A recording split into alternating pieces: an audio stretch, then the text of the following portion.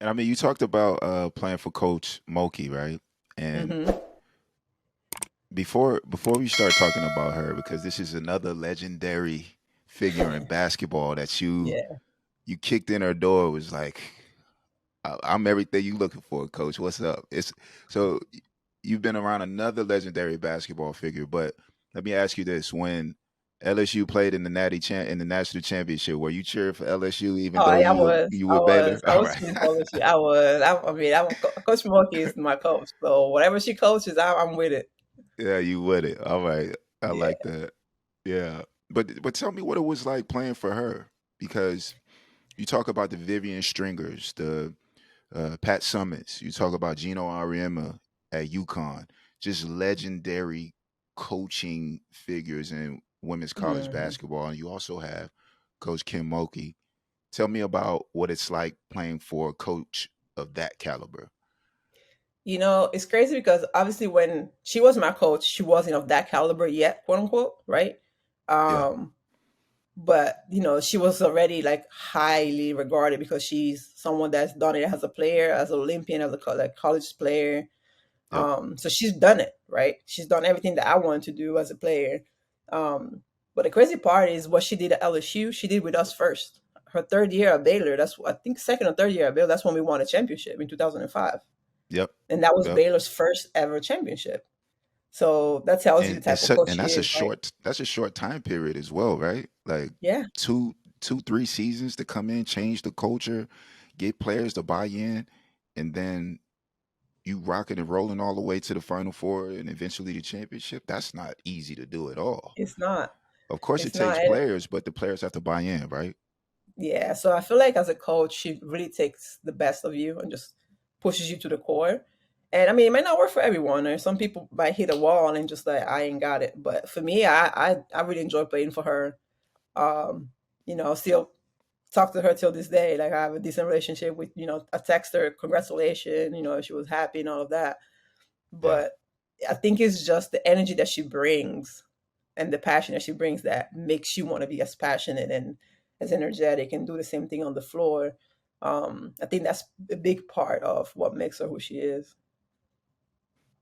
Yeah, and of course there has to be a respect that comes along with that. You Oh know, yeah, sure. during her Louisiana Tech days, right? Hmm. She was a legendary point guard playing on a great team. So in order for her to be the lead, the floor general, if you will, on a team Hmm. like that,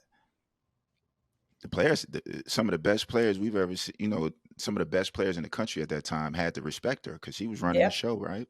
So Yeah, now she brings absolutely. that to the coaching side, and it just Yeah, translates so easy. yeah, yeah. Yeah, that's And I awesome. mean, during practice, the player in her will kick in sometimes. So she would jump in the layup line. She would jump in on defense. She would just do stuff to like antagonize, especially the guards, right? It's like, I'm whatever old I am. If I get the ball from you, we got a problem. So like, she still had the player instinct in her too. Yeah, I bet that's fun to see. So yeah, I mean, we talked about the national championship. That's not Hmm. so. First of all, I mean, you understand this, but a lot of people that are watching this, they may not understand this. Out of thousands of schools, you're number one. You're the top dog. Number one. A lot Yeah. of things have to happen for you to even sniff the Final Four, right? So tell me about what it's like to be on a national championship team in major Division One college basketball. So first, I'm gonna say part of the things that had to happen for us to get there are really painful in my memory because preseason that year, the year we won, we had lost in the Sweet 16 the year prior to Tennessee in a very Yeah. like dramatic way, like 0.20 seconds, foot on the line that was not on the line. So that was like Coach Smokey's way for us to seek revenge, right? So the whole year we're thinking about how we got robbed of a game, On the and revenge preseason tour. was, yeah, preseason was brutal. Like we went hard, and I think we had one of the most cohesive teams. Like I think halfway through the season, we could play defense without even talking to each other. Like somebody would send somebody to the corner, here comes somebody else from behind, steal the ball, trap, whatever. Like we had it like all machine, right? Wow. So all that translated into why we made it so far. Like funny enough, the year that we won the championship, we were down 28 at a half in the Final Four against LSU. So that was the LSU of Simone Augustus, Sylvia Fowles, like the legends. The crazy thing Down is, 20 at halftime. I remember watching these games, Oh, Abiola, wow. and now we, we're conversing about the games, because I've always been a big women's college basketball fan. I mean, going back to the days of Rebecca Lobo, Shamika Hmm. Holesclaw, way back on up to even now, the young girls are getting to it, and it's still great basketball. But Hmm. Simone Augustus at that time was my favorite women's basketball player at that time because she was just different. Like she reminded me of Carmelo Anthony. Hmm. You know, didn't need many dribbles. She had great size. She had handle. I mean, and she just could get a bucket. Like she was just fun to Yeah. watch. So so the fact that we talking about this stuff is still blowing my mind. So tell me Yeah. about let's go into the 28 being down 28. Like let's talk about about that game, how you all were able to pull it together.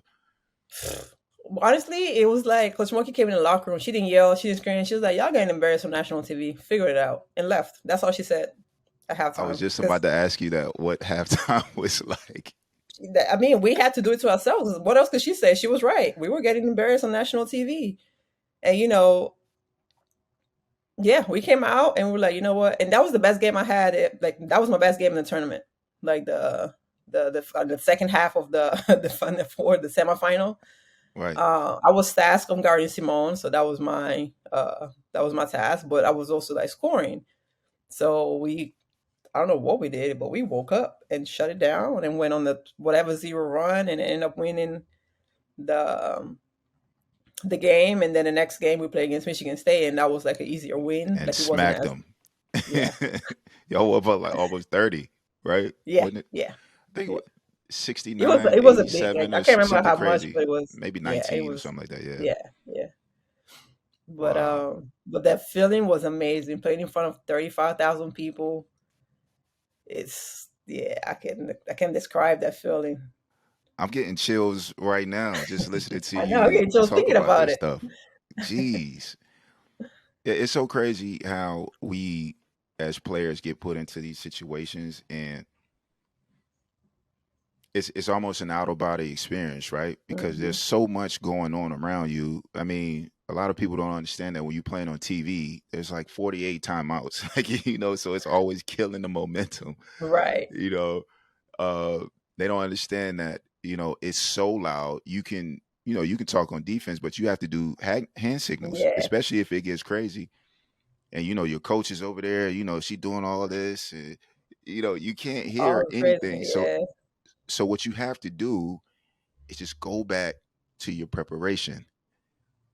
That's all you can do because Yeah. there's so many stimulants going on at one time. And the only thing that you can go back to is preseason. And I mean, of course, the hours that were put in before that, but it goes back to your preseason. And Hmm. you all just said, we're just gonna live and die with what got us here. Yeah. And I mean, it ended up getting you in a great position because the hardest matchup was LSU, and then Hmm. everything just aligned, right? Yeah. Yeah. Yeah, that's awesome. So, what was the celebration like when y'all got back to Waco?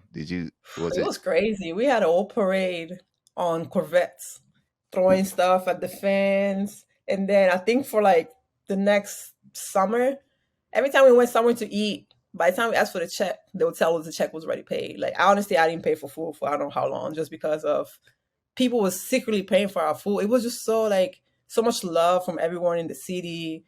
And then the, we s- had the like statute our of the statute of limitations is already up, so they can't come back and there it is. Also, we didn't know, so it's not like you can, I mean, I yeah, don't know who did it. yeah, right, Um, right, but yeah, so it was just getting so much love from everyone, and just yeah, it was we were like riding high for a very long time until you had to like get up and just like, all right, well, new season, like forget what yeah, happened and see if you can do it again. yes.